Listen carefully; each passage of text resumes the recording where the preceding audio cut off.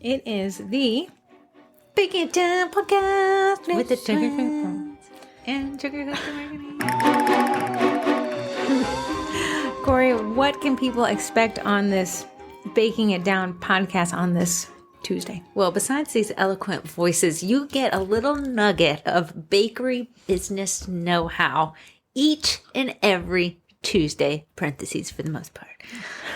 We try to shoot for Tuesdays. Okay, bake down. Baking Baking it down, how this podcast works. So what we try to do is have this little bit of an intro just so you know who we are. This table back from the wall. Okay. Thank you. Just so you know who we are. Then we dive into the market. That was my bag. Because you made me move the table.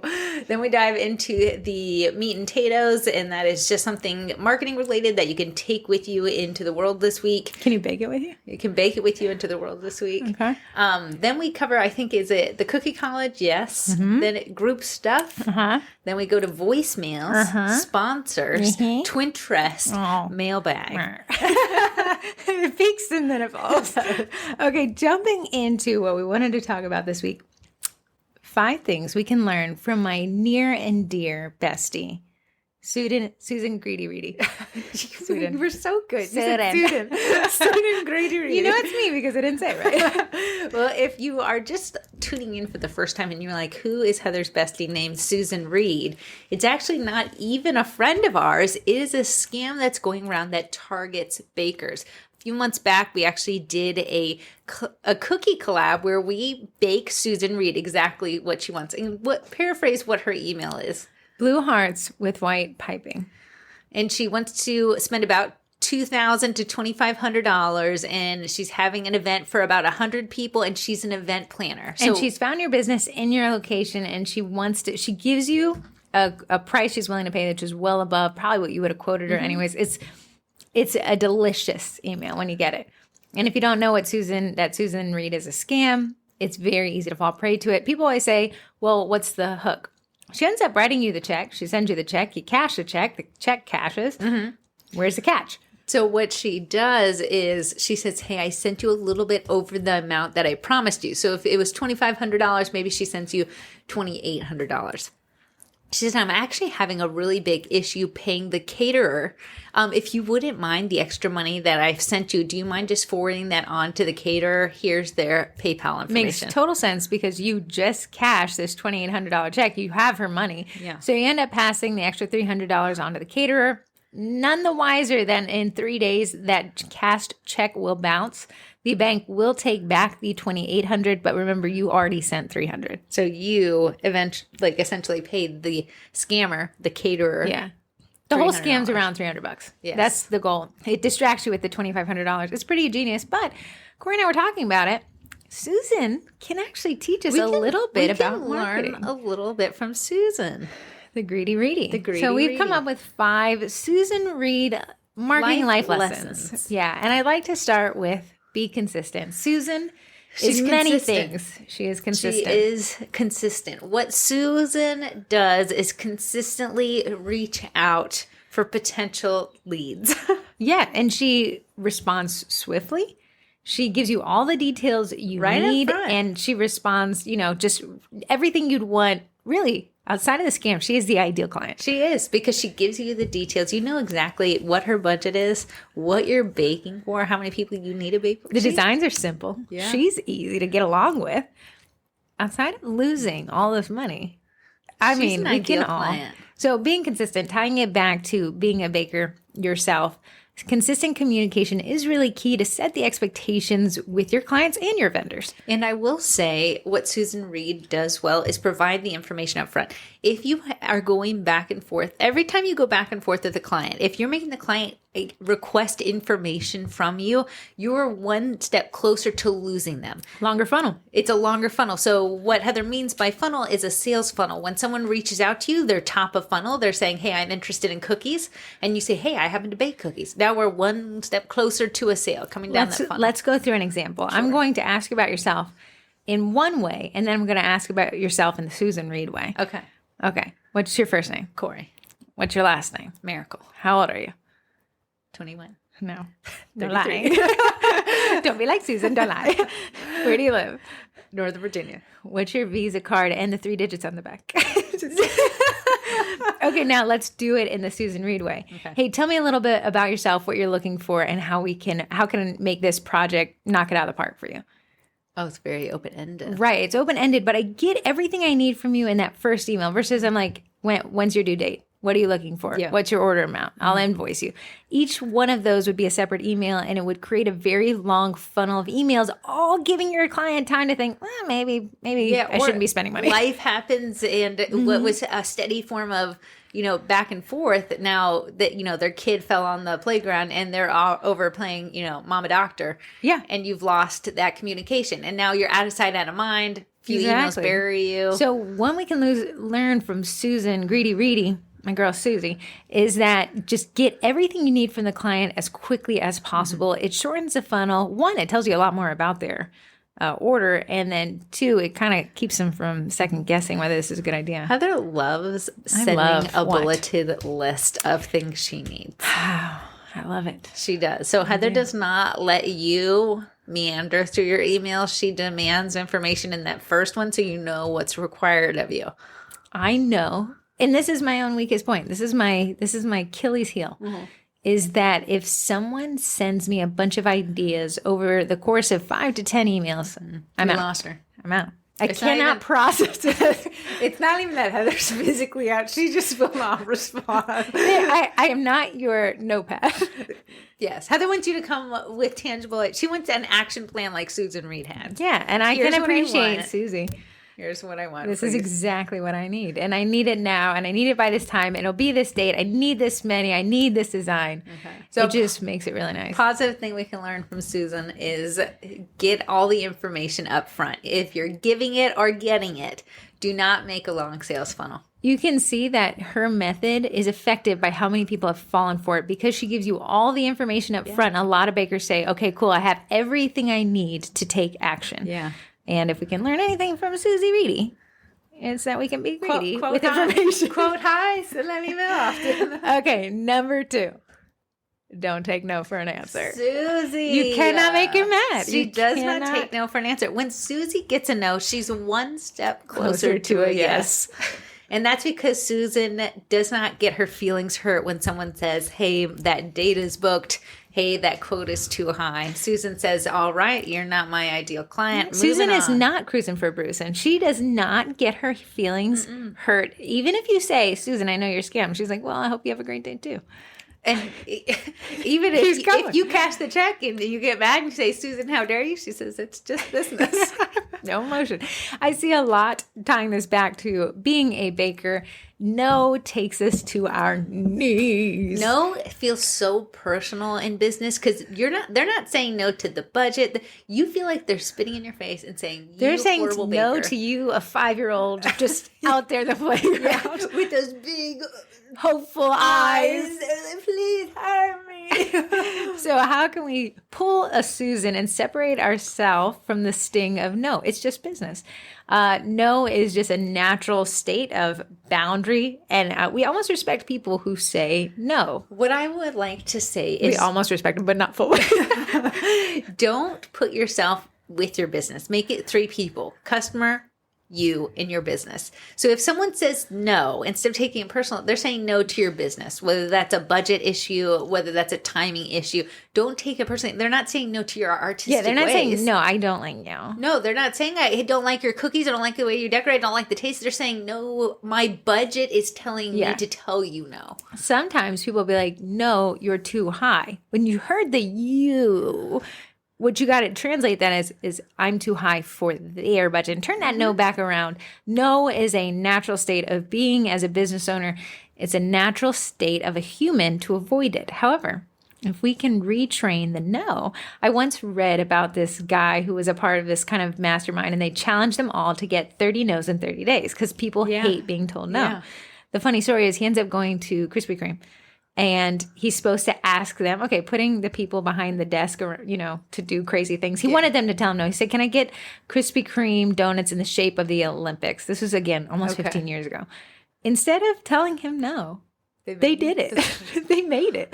And that was the ironic part is even when you've been told no, Krispy Kreme, who's an amazing donut creator, still went above and beyond. But practicing hearing no and not getting the heart rate. Sure. You know, the Boy Scouts always come around my little grocery store once a year when they do the popcorn. The popcorn is insanely delicious for whatever reason.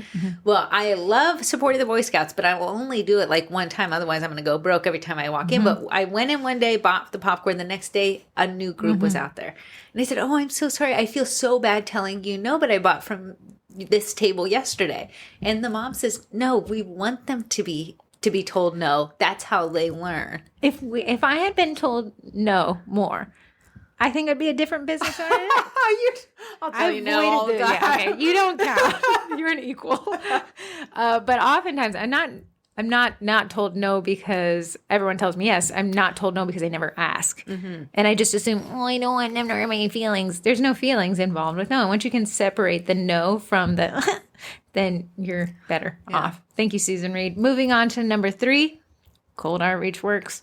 Cold outreach What is cold outreach? Cold outreach is sending some form, whether it's a letter, an email, a smoke signal to someone who has no idea who you are. And asking, hey, are you interested in my product? Yeah. It is hard.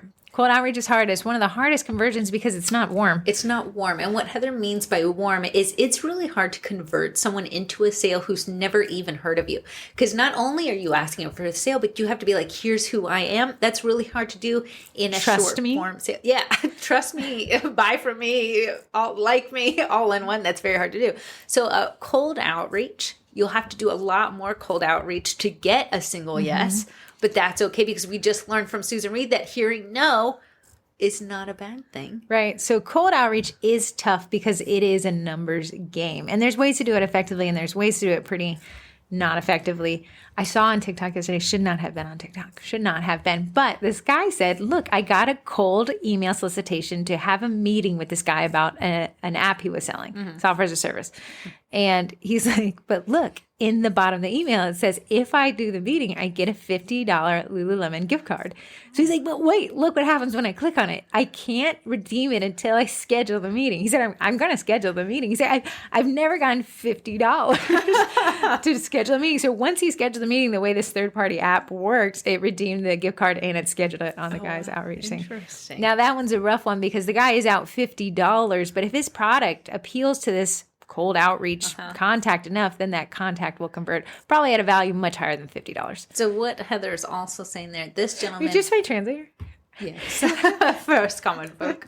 What Heather's also saying there is the gentleman isn't just casting a net out there to anyone with a pulse and selling to them. He's narrowed down his target audience. So what he's doing is placing himself for more of a chance to get a yes by making sure the person that he's doing the cold outreach to is in his target audience.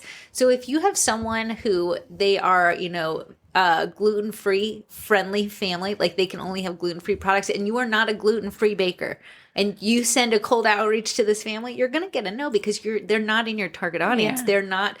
They're looking for quantified. someone. Yeah. So you want to make sure that when you're doing your cold outreach to not just send it to anyone with a pulse, you want to make sure that you have your target audience nailed down. Susan Reed knows bakers are her target audience. She has nailed it down. We have niched down to bakers. And sugar cookie bakers. She doesn't reach out to cakers. They have their own spammer. Oh, wow.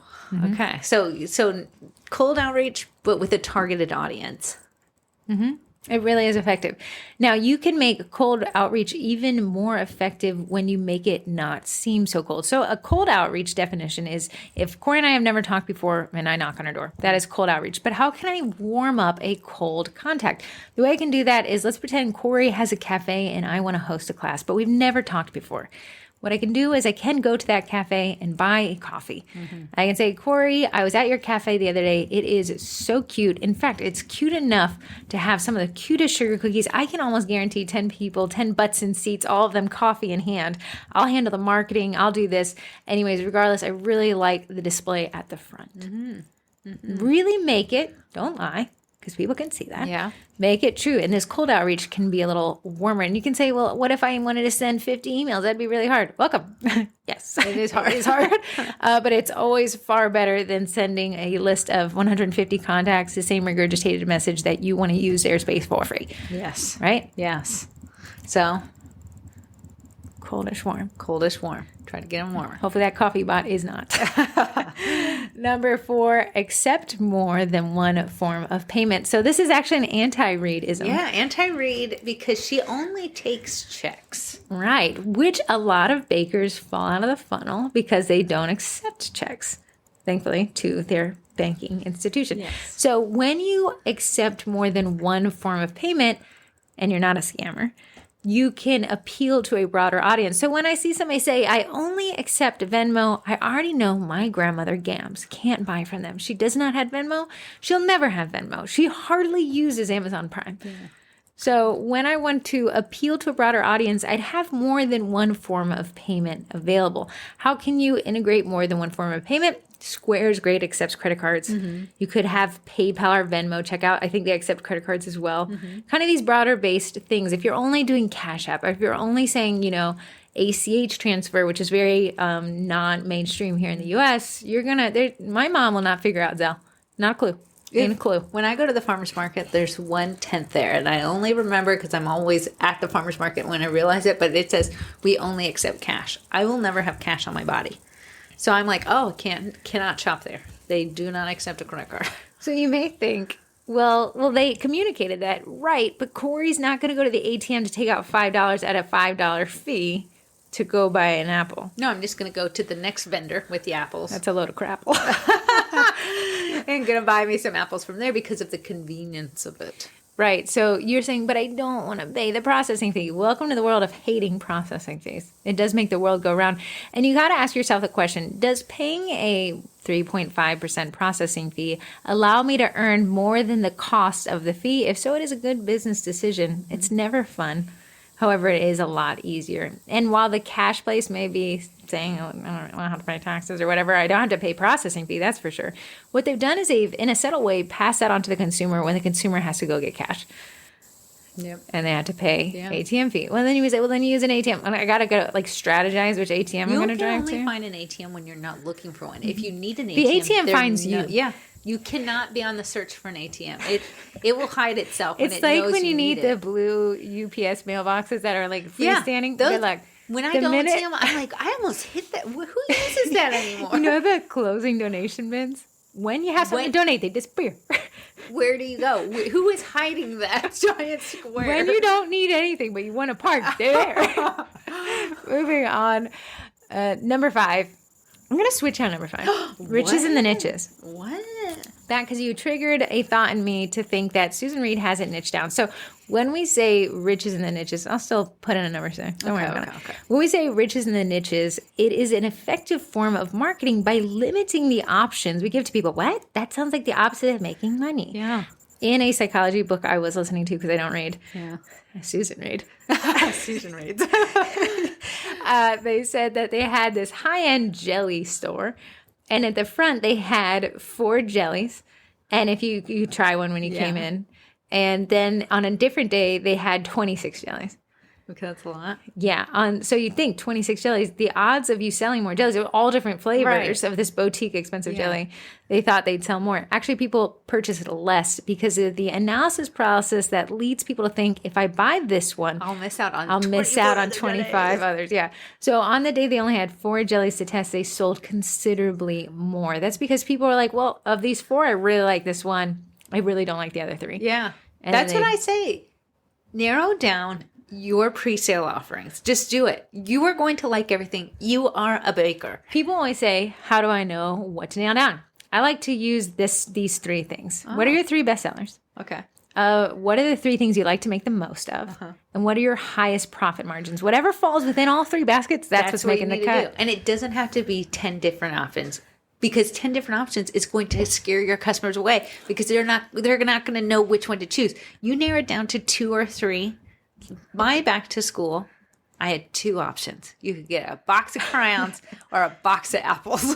And I sold out because you only had two options. And when I sold out of apples, I said, you can buy a crown. And when I sold out of crowns, I said, you can buy an apple. Were they crapples or were they apples? One apple crackled. So back to the riches and the niches. In another aspect, I can paint this. What if I told you I was a baker? Not only am I a baker, cakes, cupcakes, breads, muffins, cookies, candies, hot cocoa bombs. I can do it all, Corey. If you want it, come to me. Will you marry me? But now what if I say, hey, listen, I don't do cakes. I don't do that. I'm extremely good at tempered chocolate, though. The chocolate that I produce is like something you never tasted. I can't do anything else because I'm too focused on being the bestest chocolatier out there. Yes. And you can tell I'm mostly sold out. My list of audience is out the door because they want one thing from me, and that's the only thing I'll give them, the best chocolate they've ever tasted. See, I like to say that, but like I say that about cookies, and it's mostly because I'm horrendous at cake pops. Well, you don't have to tell them that. I'm just so in tune really with my cookie great. maker. So when you niche it down, riches are in the niches. Be the best at one or two things instead of being moderately good at 1,000 things. Mm-hmm. People are going to end up seeking out the caker who's the best at cakes and the chocolatier who's the best at chocolate and the cookier who's best at cookies rather than finding one person who's probably okay enough at all of them. Yeah, and I will say also niche down your menu. I only offer vanilla sugar cookies. Why? Because most people are ordering vanilla. To get the ingredients to make specialty flavors and doughs, the one, you have to keep that stuff handy. Two, if you get a tiny order of the pumpkin spice and you have just the rest of the dough, that takes up space. And space has a price, mentally and physically. It truly does. I was thinking about this, sorry, off topic. Sure. But this is minimalism, so brace your butt. Okay. When you purchase something, there's a dollar amount associated with the acquisition. Uh-huh. But when you store something, there is no dollar amount associated with the storage cost. Yes. But there is, because Target and Walmart if you noticed in the pandemic, everyone wanted outdoor furniture because we were stuck at home. So Target and Walmart placed huge orders for outdoor furniture sets. Then we had the big shipping container issue. Yeah. So the outdoor furniture sets never arrived. When they finally arrived, nobody was interested in being at home anymore. We all hated each other, in fact. Yeah. And Target and Walmart faced huge, tremendous storage fees that cut down whatever margin they had on these patio sets anyways. So Target and Walmart said, I think in Q2 this year, we're cutting these. We're just getting rid of the further cost of storage. Yeah, because there is a mental capacity and a physical capacity that storage takes. Having all the spices for that pumpkin spice, it is going to take up room mentally and room physically in your drawers. And it's costing you, even though it doesn't seem like it has a dollar amount. And you might say, those spices last forever. They do have an expiration date. Yeah. It will cost you if you do not use those in time. So niche down your menu. I know people are ordering vanilla sugar cookies. If you want some, come to me. But no, I'm not going to do anything else. And guess what? When I'm like, no, I only do vanilla, guess what they always opt for? Vanilla. So I like that one. We're going to end with the final one. If it sounds too good to be true. It probably is. Where were you in my first marriage? I guess your lawyer's rate's pretty okay. They've niched out. I got that bill on Monday. So when we say it's too good to be true, Susan Reed's email is too good to be true. If me and Heather, we learned way early in business that if we celebrated too many sounds too good to be true. Corey and I, in the day job business, made a pact that until we saw money hit the bank account, we'd stop celebrating because it was probably too good to be true. And getting excited for something that is not a sure thing, that the letdown when it doesn't work out is so much greater than if it was a sure. Oh, yeah. So if it sounds too good to be true, you got that client. If you give me this one refund, I'll be a client for life. And they may be. If it sounds too good to be Sue. Ah, Susan Reed. Just consider when it sounds like it's too good of an opportunity, when it sounds like that sale for that Bosch knockoff is too good of a sale, it may not be the thing that you want to charge forward without thinking first, without double checking. That is a quick way to have an opportunity cost. Oh, that Bosch was, $500 off. It was only $1. My grandmother is a great example of too good to be true. She has the Dyson vacuum, which is really cool. Yeah. The one with the swivelly head and it has a laser light. She comes downstairs. She already has this vacuum. She's had it for a while. She comes downstairs and she's like, hey, I was filling out this Home Depot giveaway. I'd get another Dyson laser vacuum. And I said, what's a giveaway? They said, no, I already got it. I said, okay, when was the last time you were at Home Depot? I don't actually shop there. Why do you think they'd be giving you a free $500-$600 Dyson vacuum then? Why? I don't know. It just showed up in my email. Ruth Ann, does that sound too good to be true? To be true. I said, how much information did you give them? A lot of times also, you say, well, I would never fall for the Susan Reed scam. It's the things that are too good to be true is a business owner saying, hey, if you make me a box of cookies, I'll promise you X, Y, and Z come Christmas time.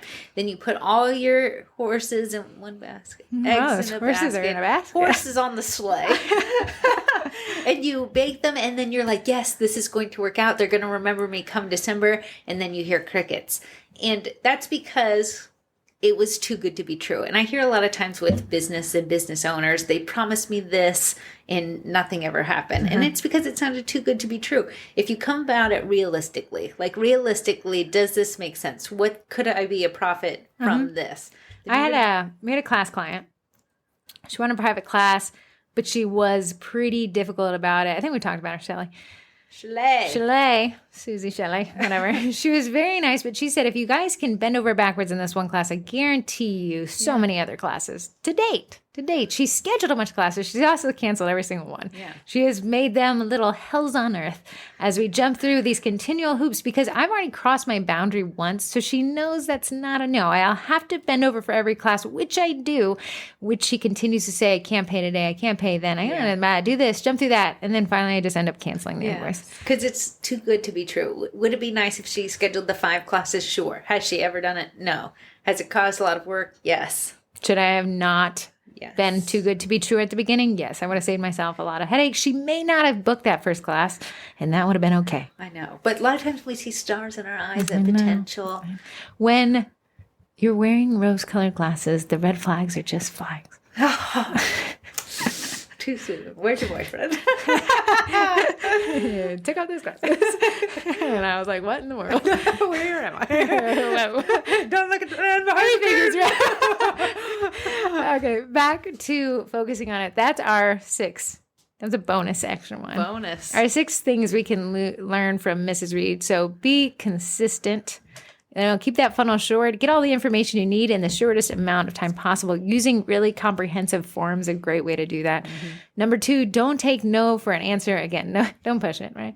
But don't let no take you to your knees each time. It is a part of business. That's why we say it's just business. It's not personal. Stop taking no to heart. See no as, hey, no, I don't fit their budget. Try to turn whatever that you are to that, okay, you can't. And that's absolutely fine. We don't need to be angry.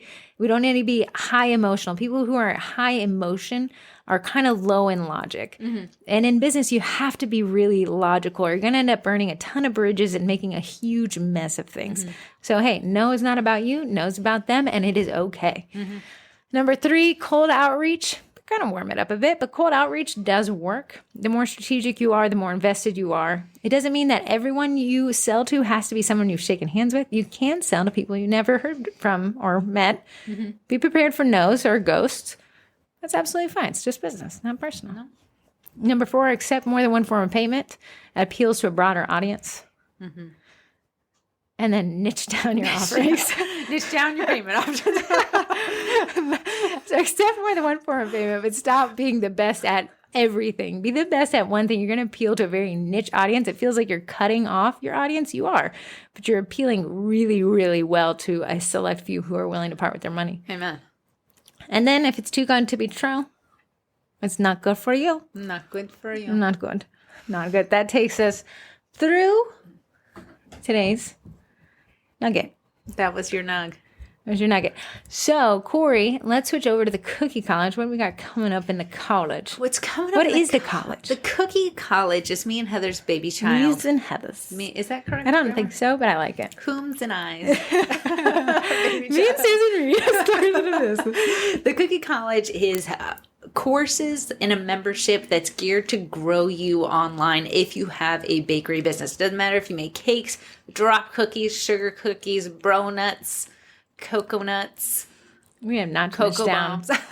We have not niched down in this already. If it is ever baked in its life, the Cookie College is for you. Is it for someone just starting out? It's for someone who's starting out who wants a good foundation. Your brain is going to be engaged. You can't just sign up and It's not a magic bullet. This is work. It is work, but it has worked. We've had so many people that have. It's work that works.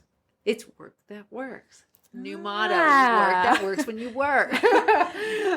Yeah, the Cookie College, a lot of the stuff I like to teach on is on business management. I want to teach next month on You Need a Budget app. If you say, I'm interested in You Need a Budget, but not the college, Ben B from YNAB taught a Facebook Live in the main group, so you can go and snag that. But that kind of concept of really keeping your business organized, streamlined, knowing what your numbers are, knowing where your money is going, really helps us pay for ourselves. Our goal in the Cookie College is that we pay for ourselves and then you make an extra $1 at least. Yeah. Great investment. So far, so good. So far, so good. So yeah, if you want to check out more on the Cookie College, go to thecookiecollege.com. We're in the middle of our October Double Down newsletter challenge. Yeah, so if you join this month, we are pushing to make your newsletter, write your newsletter, and double down on it. So if you're used to sending one email a month, we're going to do 2. If you send 0, you're going to send 1. Yeah. If you so send it's 2, you're going to send pretty 4. easy. But what we're going to do is warm this audience up now before we get to the crazy busy season so we can sell out then. Yeah. Email marketing is really effective because, like I tell people, it's still chronological. You know what that means? Tell them, people. Comes in order. So Instagram used to be chronological, meaning if I uploaded a post and then Corey uploaded a post, you'd see Corey's first as you scroll down, then you'd see mine. Email still works that way. The email I sent this morning at 8 is right below the email that the person received at 9, at 10, 11. That means that we can kind of arrive and get in front of our audience in a different way that we're not so stuck with the algorithm. Yeah, sure. Yeah. It's not the best content. It's the best timed content. Best time content. So then in the third, this is a 3-part series. The first one is building that email list, the kind of data that we really want to collect that we can use to, it's part 2, import and segment our audience with tags and segmentation and lists.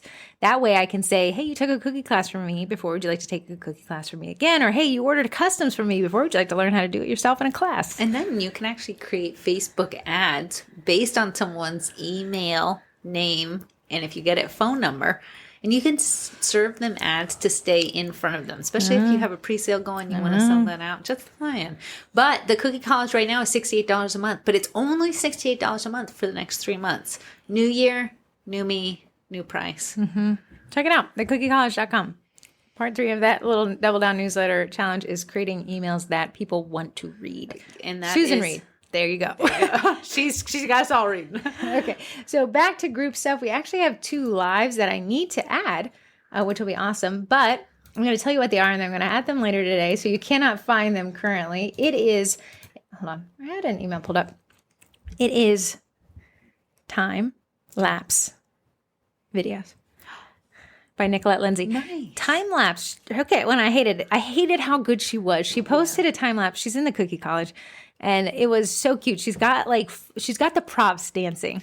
And it's perfectly done. And I said, be careful with that kind of quality content. People are going to ask you to teach it live. And immediately she signs up. Oh, no way. And then for my little square sufferers, people who like square websites. Yeah. Lydia Eldridge heard your cries. And she'll be doing a live on October 18th on Square Basics. If you don't know what Square is and you're looking for a website platform, she's going to kind of walk you through that and answer common questions. So I'll get those Facebook Lives up soon. Nice. As soon as I'm done telling Susy Reed. Yeah. Okay. 2 texts. I have an email. Choose one. Allison. 2 L's. 2 L. An I. And an I. Until I joined the cookie world, I didn't know there were so many different ways to spell Allison. You knew there's a ton of different ways to spell Corey. Why would Allison be any different? Heather's spelled one way, man. Yeah. Heather. So she says, I'm Allison from Sweet Owl's Cookies. Excuse me, I can't even read. Sweet Owls. AI. Yeah. Sweet Owl's Cookies in Indiana. I've been a member of the Cookie College from the beginning. I actually stumbled upon a Sugar Cookie Marketing Group in a post by Sugar Dot while doing my nightly scroll of socials, and a while back in the Cookie College happened to be launching the next day. Well, that was our first post. Wow.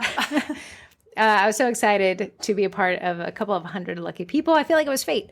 Although I'm definitely more of a lurker than a poster, I've gotten so much value from the group. My business has grown exponentially. The best gift you could have given me, in addition to hours of podcasts and courses, is a sense that I am a professional, not just a neighborhood cookie lady baking for my friends and family. It was a mindset shift that took my business to heights I didn't think it could go.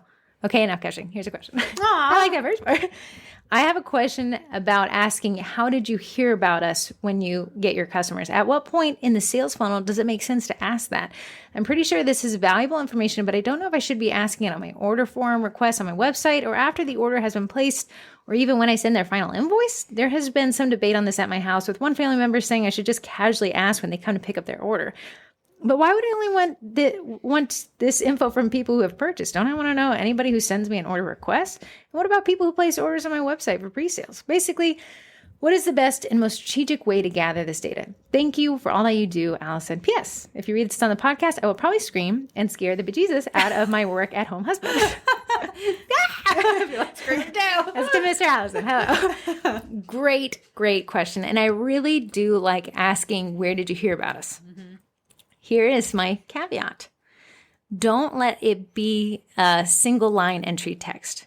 Force them to choose from a dropdown, if you can configure your form that way, from your active running campaigns. Newsletter, if you're doing newsletters. Yeah. Facebook ads, have it there. Instagram, if you're posting to Instagram. Mm-hmm. Referral from a past client. And whatever you're running currently. Because what's going to happen if you leave that as an open-ended single line text, people are going to say, how did you hear about us? Well, what they did is they heard about you somewhere, they Googled you, and then they found your website. They're going to say Google, which is SEO. Yeah. But they didn't hear about you from Google. They searched you because they heard about you somewhere else. And then you're going to think, wow, Google's really hitting home. Yeah. Google is allowing them to reach your website because they've already heard about your name from someplace else. So if you're not doing active Google ads, and you're not doing active SEO, I'd almost leave that out of that, because they've heard you from another thing. You can always add another option with what they call conditional logic. That means when they click other, another piece drops out and says, okay, where did you hear about me then? I almost would say, like, if you heard Facebook ads, and then do community group. Since community groups are so big right now, groups trend and the reach is huge. A lot of times you can get a lot of referrals there. So instead of just doing Facebook broad, we can't really decipher that so much. Break it down for them. Yeah, and only where you're actually active. So you're going to have to stay on top of this little line item if you stop a campaign, right? So let's say I took a cookie class in the past, but you haven't taught a cookie class. We're not going to need that. Right. I checked out on a website and it was like, did you hear from us on AM or FM radio? AM. Right between the static. I accidentally turned on the radio. I don't know where I found it. So yeah, I really do. Now, when should you ask about that? I have to agree with you, Allison. Sorry, husband. You want to ask where the leads are generated. It's awesome when a lead converts, but conversion is a part of sales, your sales process. The lead form, the lead source, is a part of marketing. So, Corey and I do SEO for clients, and they'll be like, I got this lead, but they didn't buy. I'm sorry, that's now your sales team. Yeah. That all we do is make the phone ring. Outside of that, it's on you. So when we want to talk to our leads, whether they convert or not, we want to know what our number one lead source is. That way we can either water it, which is awesome, or we can diversify if it's always just one, place. Yes. Then when they come and they convert, we can track back to like, oh, my highest conversion lead. Again, this is all in data organization. Mm-hmm. My highest converting lead source is Facebook community groups, which is likely. Community groups are really strong conversion factors because it feels authentic. Yeah. Much stronger than Facebook ads, because in Facebook ads, I'm telling you, buy from me. Then you can run a Facebook ad with user-generated content where somebody else is telling you to buy from me, and I'm telling you they said it. Inception. Yeah. So I would say include that on everybody's order form. Make it a required line. Yeah.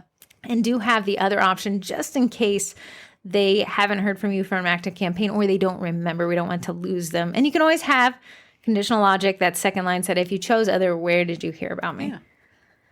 I like it. Love it. Okay, you only let me read one. There you go. Yeah, go on. What's next? Sponsors. Oh, yeah. Go ahead. Well, I got to give shout out to Dottie. Dottie isn't a podcast sponsor, but she's the Wednesday Wins sponsor. She is. And thanks, Dottie, for sending us Allison. Yeah, thanks. But if you look on Wednesdays, which today's Tuesday, so tomorrow, you'll see a Wednesday Win post up. Come from me. It'll be at 10. I schedule them. Okay. And it will have Sugar Dot's logo. In the comment section, she may or may not give you a discount code. Why not? She's also a vendor in the vendor blender. She is. She Yeah, is. we have to talk about the vendor blender. Yeah. Wait, let me do. Oh no, you go ahead and do a sponsor of the podcast. We're at the sponsors. Let's do reverse order. Eddie, of our two, Eddie is the edible food printer that everybody really loves. Really cool contraption. Corey stole him from me, but I think he's doing well. He's doing well. Is he happy? He is. He's plugged. Does he in all miss the me? Does he time. talk about me? We talk about you. Eddie prints direct to food. That means the printer with this food ink that is edible prints directly on this cookie. Now, if you say, I don't believe it, that sounds crazy. Did you just name a printer? No, they named him. Primera, the company, named him Eddie. There's Eddie Printer Users Group on Facebook. Request to join it. The ideas there will blow your little mind. Yeah, blow it. I don't think that people understood what Eddie was capable. I don't think Primera understood. No. I think bakers have pushed him, and he has just become a better man from it. Right. Here's an interesting thing. People wanted a punchier red, magenta. Yeah. And at Primera listens. So they created a new cartridge. I think if you buy a cartridge today, you get it. Yeah. And it has a punchier red. Punchy red. Which you just printed those red cookies, but I thought they were punchy. They were punchy. Punchy They're red. punchy. I don't know. The next up is what I use to print on with Eddie, and it is a meringue powder called Royal Batch from a company called Bakety Bake. I stalked her in a comment section, said the 5-pound bags were coming back perhaps this week. Nice. Heather's going to look it up for us. But if you use the code TWINS, you save 10%. But this is a meringue powder that I've become obsessed with. And I had my weird little recipe that I was like, oh, I'll take this to the grave with me. But I actually followed the recipe she provides, and it's been just glorious to work with. But you can find that. Heather's just What am I looking for again? the 5-pound bag. Current processing time is 10 to 12 business days. So you can get a shirt. 10 to 12 business days. Hold on, let me read this. Use Royal Batch meringue powder to create delicious royal icing that tastes great, has a soft bite, good color, fastness, and dries with a beautiful satin shine. No need to add corn syrup or white food coloring in order to achieve amazing results. Use Royal Batch as is for amazing flavor, or add to your own extracts and flavorings for a custom taste. Okay. Can you check out? Don't see. Oh, can I check out? No. Okay. So Wait. she said, I think. Oh, wait, no, it's here. 5 pounds is out of stock. 1 pound is in stock. They're both in stock? 1 pound. Put your phone down. 5, 6. Yeah, you were having a I'm marathon. sorry, I'm of not reading. the buyer of ingredients. So you can get the 1 pound. She said the 5 pound was coming back. I don't know the exact date, but she said sometime in October. So keep an eye out. Okay, do we want to talk about the current signed up vendies for the Vendy Blendies? Tell them what the Vendy Blendy is. The Vendy Blendy was in the inaugural event last year on November 26th, Black Friday, 25th. Sorry. Yes. Well, and what happened on that day is we created a Facebook group that only opened its doors for 24 hours. Yeah. Oh, numbers are hurting me you today. are. I got thrown off at the 1 pound, Yeah. 5 pound thing. And you could get all the discount codes from these approved vendors that had to offer, strong arm them, 20% or more. So it's almost like we had a virtual mall. It was a virtual mall, but it was FOMO-y because they were selling out. We cannot guarantee anyone does not sell out. And they were Right. selling out. So if you get in there right at midnight on the 25th, right? That's correct. 25th. The 24th Fourth. at midnight. Is it when it I crosses? don't know which day it 12:01 belongs a.m. to. on the 25th. We let everyone in. Yes. Then you see all the discount codes right at the top. You don't Yes. have to wait for a post or anything. You should just see the discount codes. You can go to the shop. You can check out. Yeah, or wait throughout the day because each vendor will make 2 posts kind of introducing their product and can host a 10-minute Facebook Live kind of demonstrating their product. Yeah. And then there'll be door prizes throughout the day as well. So it's not just you want to get in there and get out. If you can stay in there and check back in through the day. You may think, oh, do I have to buy something to enter a door prize? Not this year. We're going to force all door prize winners to just have to comment on a certain thread posted by the vendor themselves. So it's really easy to win. But the biggest thing, that Eddie. If we Oh, we have reach to 12 20 vendors. We need to get to 20 vendors. If we do not reach to 20, I will not let this fly. Well, we'll refund everyone not host it. Yeah. If you want to be a vendor, you can go to sugarcookiemarketing.com/Vendy, Vendy. But if we get the 20 Vendies, we can give away an Eddie To someone who is just in that group. in the group. There is no requirement to buy. You just must window shop. Okay. Give us a little hinty of what are these names that we're going to see. So far, we have 12. If we get to 20, we'll do it. If I get to 19, I'll shut this bad boy down. Corey has told me many times. I don't think she's lying. I'm not. AE core backers. You know what those are? Corey, tell them what that is. Core Backers is a backdrop. It's what I take all my photos on. It's food safe. It's indoor photography. 30% off. 30%. Guys, She never has are you 30%. allowed to say that? I don't know. I don't remember if I was allowed to or not. 30% off, which is the highest she's ever done. Minted prints. She does. Correct me if I'm wrong. She used to do cookie cutters, but now she trains you on how to make cookie cutters. Let me read. I made them submit their own little sales pitch. She said, at Minted Prints, we teach cookiers how to start 3D printing cookie cutters with ease so you can save much more of your hard-earned cash and have access to any cookie cutter you need in a matter of hours, not days. Unless I'm printing it. That'll be days. In the Cookie Cutter Lounge, we teach you how to 3D print, troubleshoot any issues, and give you unlimited access to our full library of designer cookie cutters and STLs so you can simply download, print, and bake. Not ready to 3D print? No problem. We actually sell cookie cutters shipped as well. Lickety split. I like it. I like it. Okay, the next. Sugar-Co. Sugar-Co cookie cutters. Sugar-Co. Am I allowed to say their discounts?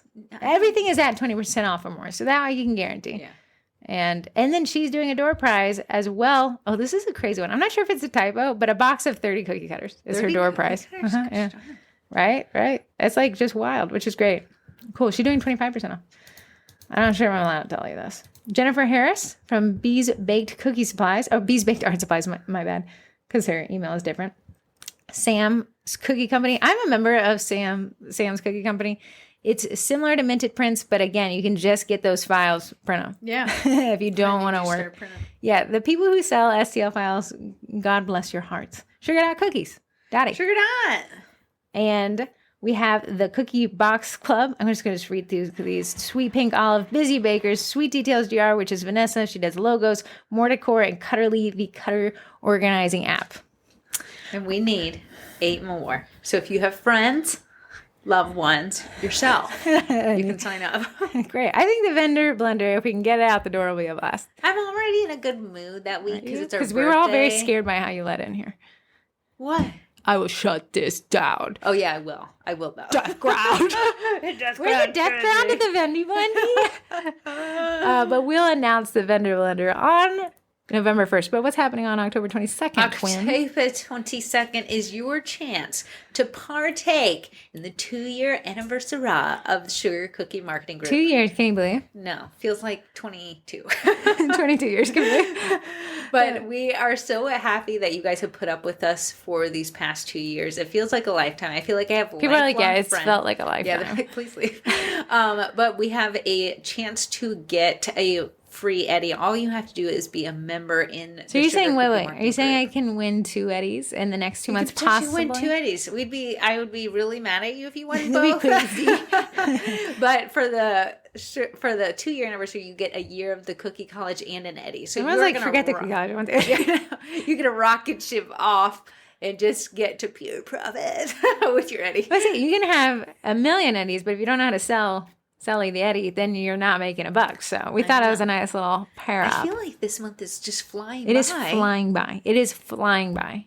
I feel like by the time I get photos taken of Eddie for this, it will be past the day. So how to win is on October 22nd at 2:22 p.m. A post will go up. You'll need a comment on it, and that's all you need to do. At 3:22 p.m., we'll lock it, and then give us some time to breathe. I guess Corey's going to pick because I do not want to. Won't we be in class? We'll be out of class at 1:30. If you clean up the room a lot faster, we'll get out faster. After a cookie class, me and Heather like to sit and eat when I decorated in class. It's my favorite thing. Sometimes Corey will be, we're teaching the class, but towards the end of class, people are so focused. They're not paying attention to us anymore. So Corey will go grab some extra oopsie cookies, and she'll start just layering on this icing. But I do a rib nudge, like, hey, I want double the icing. It's like an eye thing that I communicate, like, more icing, please. And then once we say, thank you so much for coming, we shut that last door. We will grab a cookie. And nothing tastes as good than after cookie class. Eat it silently. After class cookie. After class cookie is the best cookie. There's no communication. No. It's just like a silent nod. We survived. There's sprinkles everywhere. It's a war zone of sprinkles. Okay, coming to Twinterest. Do you have anything Twinteresting? You start with whatever's interesting to you. I haven't done anything interesting. Oh, I have one. Oh, okay. I bought myself this. After I did the Master Elite Sugar Art, and someone's like, no, you used the wrong stuff. I found this. It's like compressed petal dust. What? And it looks like an eyeshadow palette. Petal dust? Yeah. So you can, Like it's you know, from like petals? the rose. No. Oh. You know, like how could you be surprised that wasn't my next question? I don't know. It's a valid question now that I think about it. You know how I do blush on cookies? It's all the colors for it. Oh, like little cheek blushes for It looks cookies? like exactly That's kind of eyeshadow adorable. palette for your cookies. Why'd you make me print a tooth today? Because it's like hygienist You're going to give him little dental pinker cheeks? Yeah, I am. With the palette. You should make a video for that on the reels. That's why I got it. Corey has been posting to the Sugar Cookie Marketing _ Instagram reels a bunch of really interesting content for cookies. I find that I'm learning. I learned how to make a spider web yesterday. You did. And Heather the said, cutter flip. This is pretty good. Heather, who's never made a spider web or a cookie. It made me feel like I had the ability to make a spidey web. But I'm trying to come up with more content. If you have any ideas for Reels content that you would like to see, let me know. Like today I did a cutter flip idea reel. So like you can use this cutter for this shape and this shape. Good one. I should do a few. I'll think about it. Please, by all means. Here's the thing that I'll say is my Twinterest, since my older sister doesn't listen to the podcast. Sure. So we have 4 sisters, no brothers. Poor dad. Yeah. So 5 women in a house. We do have the cat named Craig. He's a boy. Yeah. He's from Craigslist, back before they flagged animal listings, but we adopted him and he's way old now. Okay. So we do a sister draw for Christmas. And I unfortunately got the sister who buys herself everything. Yeah. Corey does buy everything, but not herself. She buys whatever.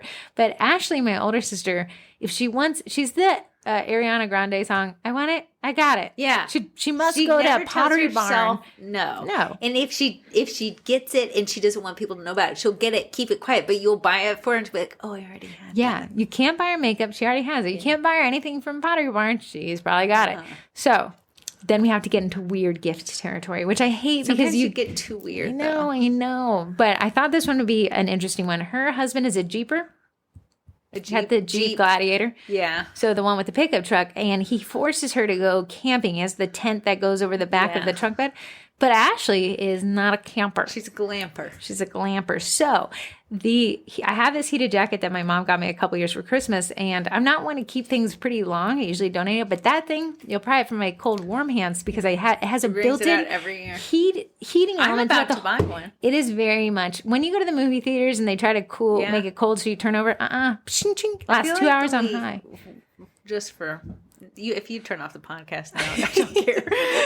We went to see Top Gun again for the 6th time last week. Were those seats not the most uncomfortable? The seats were like a wave. So imagine your face is being pushed forward. Did they recline? There was no lean to it. Oh, they weren't reclining. No, so I'm like trying to I don't know. But the crazy thing, so we went to a Regal Cinema. Usually just go to AMC's. Yeah. Have no allegiance to either or. But the Regal Cinema, all of a sudden, every wall turns into a movie screen. Yeah, it was we were in the cockpit. Tom Cruise to my left, Tom Cruise to my right. I thought it was pretty cool. But so back to the heating elements. I went to go look at that sweatshirt that Corey was asking about, but they have those, those chairs you take to watch your kids play soccer and they fold. What would you call them, a foldy chair or a lawn chair? Lawn chair, I think. Recreational chair. Anyways, it has the same heating elements in the butt pad and the back pad. Yeah. So we thought if she went camping against her will and just wanted to sit on her iPad, she could have a butt pad. She would now have to hold on to this chair for maybe the 2 times a year. I don't know. She goes camping. I don't know. Maybe she'll give it to her father-in-law, and that would be fine. The gift. My mom has this policy. We're way off the podcast here at this point. And mom has this policy, and it's called the gift has been given, which means you're not allowed to ask the status of the gift once it's been given. If somebody re-gifted it, that's absolutely fine. The gift has been given. That was the point. Corey does not like this rule. Yeah, I got my Your little gift sister. has been given her too. I keep everything. Yeah. I'm a hoarder, man. Hoarder. She doesn't listen to this, but my grandmother. Nobody's ever. My grandmother gifted me a very used clarinet for my son when he was 3. I kept this bad boy. And you know, when you give something, you never expect for someone to ask for it back. 3 years later. 3 years? So you had it for 3 years? Yeah. In my basement crevice. This clarinet sat. But it's better that she asked for it back. Yeah, Because now for somebody's sure. actually using it. Because I had another. Are you sure it clarinet. wasn't my clarinet? No, I gave her hers back, but I have yours. You have my clarinet? I do. Don't Do you make want me it? bust it out. But she 3 years later asked for this clarinet back, and you know how embarrassing it would be if like I gave it away. So I was like, "Oh, I got it. I got it, girl. It's got a little spider web and a lizard attached to it from the basement." What did you give somebody and then mom had to pull the gift has been given? I Summer gave got my a little turntable? sister a cookie turntable. And with the And then gift- she retired from her cookie world. And I said, hey, can I get that back since you're out of the game? And then my mom said, you cannot ask. Where did it go? My mom, when we were growing up, you go to your bathroom and you have your medicine cabinet and all the caps would be gone of all the things that needed caps. Mm-hmm. And I'd be like, hey, just wondering if the caps apocalypse happened. And she's like, you don't need the caps. And then it just, you'd come in, things would be missing. And that's why I'm a hoarder to this day. I really think it could. And that's why I'm a minimalist. There will be too many caps for the amount of bottles in there. I do look now, and then I do keep extra. Like when you go get the protein scoopers, I save them. Get weird. I know. It's because of that cat PTSD. Okay, well, we are now chit-chatting. Thank you so much. I gotta go back to the drawing board on your gift has been given.